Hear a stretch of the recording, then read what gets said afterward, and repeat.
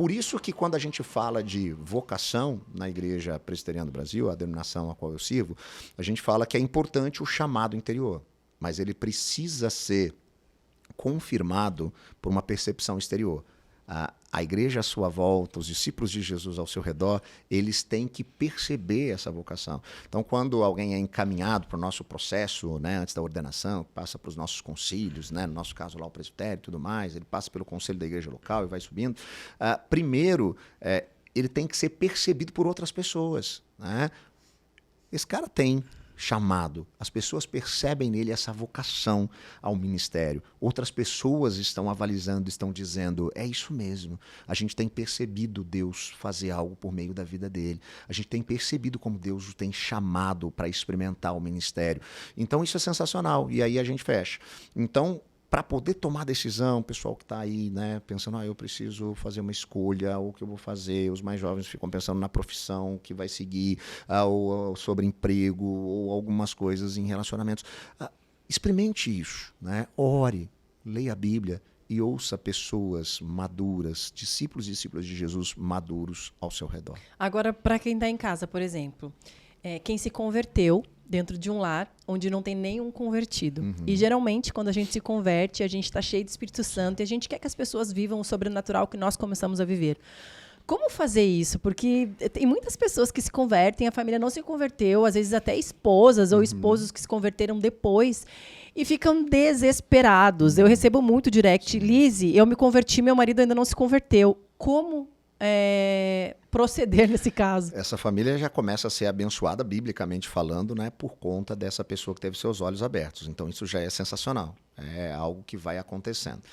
E o que eu costumo dizer é que as pessoas entendam, né, que elas devem seguir esse direcionamento que Deus está fazendo na vida delas, de levá-las a um amadurecimento. E dentro desse propósito, elas precisam entender que tem um tempo específico e determinado para aquilo que Deus vai estar fazendo também, né? Eu sei que às vezes a gente quer que as coisas aconteçam de uma maneira mais rápida, né, no nosso tempo, mas a melhor forma, né, de você viver, experimentar Deus realizando algo, né, na sua família é quando você vai vivendo o evangelho de forma verdadeira, não apenas apontando para as pessoas ali os conceitos, mas vivendo aquilo de forma que as pessoas possam perceber que isso foi uma mudança, que isso foi uma transformação. Lembra aquilo que eu disse assim, viver uma vida que evoca perguntas?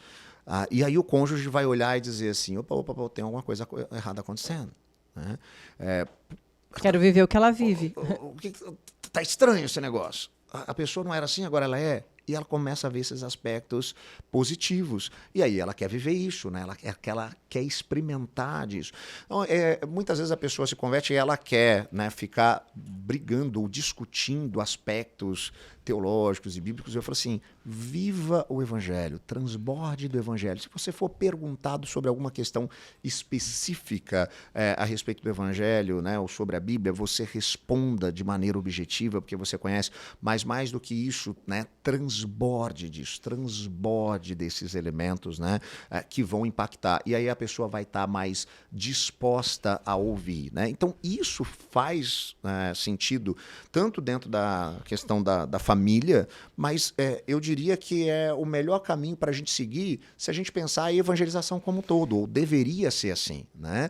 A partir de relacionamentos. Nós vivemos em um tempo onde as pessoas não se rendem meramente mais a conceitos. Nós não vivemos mais em uma era positivista, cartesiana e racional, onde é a lógica, faz sentido, então vou seguir. O que acontecia no passado, né? As pessoas elas tinham essa sensação, se faz sentido, então eu vou seguir.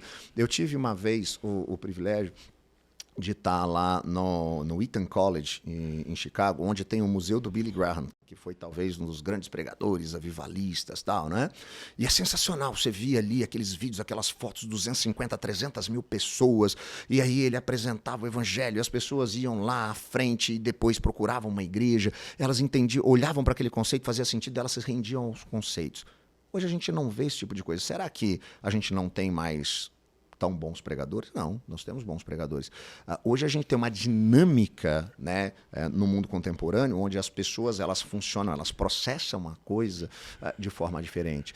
Então, mais do que se render a conceitos em um evangelho que faça sentido, e isso é importante, ele precisa também ser sentido, ele precisa ser percebido na vida das pessoas. Quando eu dou um curso, aula, né, na área de evangelização, né, eu pergunto para as pessoas, como é que você evangeliza? A pessoa diz, pastor, eu convido para ir na igreja, eu só prego o evangelho. Pô, legal, que bom, né? Espero que todas as igrejas possam, de fato, ter pastores comprometidos em pregar o evangelho. Mas o que eu costumo dizer é, você já percebeu que quando você convida as pessoas para vir na igreja, de cada 10 que você chama, talvez 8 não respondem ao seu convite? Geralmente as pessoas dizem, não, pastor, as 10 não vêm mesmo, eu convido, não vem ninguém, né? Eu falei, e se a gente invertesse um pouquinho, né, a ordem das coisas? Sim, em vez de começar convidando a pessoa, por exemplo, para vir à igreja, a gente começasse conversando com Deus, esse é o ponto de partida, né? Orando a Deus, quem são as pessoas que o Senhor quer, né, alcançar por meio da minha vida, e percebendo essas pessoas, como no caso da família, Deus, eu quero orar por essa pessoa, a gente fala de Deus para a pessoa, fale para Deus a respeito dessa pessoa, converse com Deus. E aí, né, a conexão com a pessoa é fundamental. Se a gente está dentro do ambiente familiar, isso é mais próximo, é mais fácil, mas pessoas que estão ali no seu dia a dia, conecte-se com ela, né, estabeleça relacionamentos.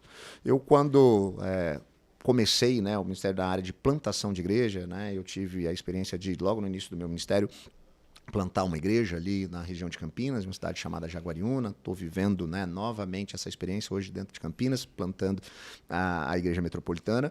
Mas quando você está ali começando nada, a gente foi para uma cidade que a gente não conhecia ninguém e a gente tinha esse, né, propósito. A gente encontrava pessoas ou que chegavam, né, caíam de paraquedas lá na igreja, ou que a gente conhecia no dia a dia, e a gente começava esse processo de evangelização, estabelecer relacionamento com essas pessoas, de proximidade. Uma coisa muito boa é quando você está ao redor da mesa, né? Você vê que Jesus, o tempo inteiro, ele estava ali, né, junto com seus discípulos, ao redor da mesa, e isso ia gerando proximidade, intimidade. Quando você toma uma refeição com alguém, né, isso aproxima as pessoas. Claro. Então, estabeleça relacionamento. E quando você está ali, escute mais, fale menos. A gente tem, né, uma propensão muito grande de falar. Até porque nós vivemos em um tempo, né, onde nós somos incentivados a isso o tempo inteiro. Né? Você tem curso de oratória, aprenda a falar bem e tudo mais. Você não encontra em lugar nenhum curso de escutatória. Né? Curso de escutatória ninguém quer fazer, né? Parar para escutar pessoas. Então escute, porque você vai ouvir a história dela, quais são as suas demandas, elas precisam ser suas ouvidas, preocupações. Né? E aí você encontra espaço para servir. Né? Então, você vai ouvir a pessoa e você vai perceber que às vezes ela tem uma demanda que para ela é um negócio que está atrapalhando. E às vezes é uma coisa tão simples que você pode ajudar, né? Encontra espaço para servir. Então, às vezes dá voz àquela dor, né? Exatamente. Então você conecta com a pessoa. Então você conversou com Deus, se conectou com a pessoa, né? Estabeleceu o relacionamento, escutou mais, encontrou um espaço para servir. E aí agora essa pessoa está curiosa. É aquela coisa da vida que evoca perguntas. E ela mesma vai começar a questionar. Mas por que você me ajudou? Por que você pensa assim? Por que você mudou? Por que você não está mais brigando comigo, né? No caso do marido e da esposa? Por que você está sendo mais, né, compassivo e misericordioso nesses momentos? Aí você conta a sua história. Qual é a sua história? A sua história só faz sentido à luz de uma grande história. Eu costumo dizer aos meus alunos de pregação que qualquer texto bíblico ou qualquer história na Bíblia, ela só faz sentido porque ela deve ser percebida à luz de uma grande história, que é a história da redenção. Aquela ideia de que existe um Deus que criou todas as coisas de maneira maravilhosa e perfeita, mas a humanidade, buscando autonomia, se tornar sua própria divindade, virou as costas para Deus. E aí, né, mergulhou no caos da dor, do sofrimento e da morte, longe de Deus, né, num caminho que é impossível encontrar uma volta. Mas ainda que a gente não consiga fazer nada para encontrar esse caminho de volta, Deus, por graça e misericórdia, e por amar a sua criação, aquilo que ele fez, ele entra na história na pessoa de Jesus para nos trazer de volta para um relacionamento real de intimidade com ele, para experimentar nova todas as coisas, né? Viver essa missão do Ministério da Reconciliação que a gente falou todos os dias, ajudando outras pessoas e com a expectativa, com a esperança que quando os nossos olhos se fecharem para a história, eles se abrirão para a eternidade e Jesus estará diante de nós e enxugará dos nossos olhos todas as lágrimas. Essa é a história do Evangelho. Essa é a verdadeira história. E como eu enxergo a minha história à luz dessa história? Tudo que eu falei da minha vida aqui só pode ser entendida se ela for compreendida de fato à luz dessa grande história. Ela só faz sentido porque essa é a história. Eu estava lá, criado em um berço religioso, mas o que eu tinha? A religiosidade, a tentativa de fazer Deus gostar de mim pelos meus esforços, até eu compreender que isso é impossível, isso só se dá por aquilo, não que eu vou fazer, não pela minha performance, mas por aquilo que Deus fez em Cristo Jesus. Quando os nossos olhos são abertos para essa realidade, muda tudo. A nossa maneira de enxergar, a gente ressignifica tudo. E a gente vive agora a partir dessa compreensão. Então você conta a sua história dentro dessa ótica, dentro dessa perspectiva. Aí o que você faz? Você quer conhecer o lugar onde Deus tem me levado ao amadurecimento? Onde eu tenho podido desenvolver a minha fé? Aí você convida para a igreja. Consegue perceber como vai ser diferente? A pessoa vai dizer, uau, eu quero conhecer esse lugar. Eu quero viver isso.